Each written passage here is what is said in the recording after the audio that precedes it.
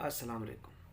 तूतिया की अक्सर के लिए, नीले तोते की अक्सर के लिए मैंने एक लास्ट टाइम जो वीडियो अपलोड की उसमें मैंने बताया कि पीपल की जो राख है, खाक सतर है, उसमें रख के आप लोग जो है उसको 12 से 14 घंटे आग दें, उसके बाद उसकी रगड़ाई करें तो वो तूतिया सफ़ेद रहता है। और ये अक्सरी है, मुजरब है और लोगों ने इस पर काफ़ी काम किया है और कभी भी ख़ता नहीं हुए। तो काफ़ी दोस्तों ने ये कमेंट किया और पूछा कि सर ये बताएं कि ये जो पीपल की छाल की राख लेनी है या पीपल की राख। तो प्यारे भाइयों, उन सबको बताने की ये ज़रूरत थी तो दूसरों को भी पता चल जाए।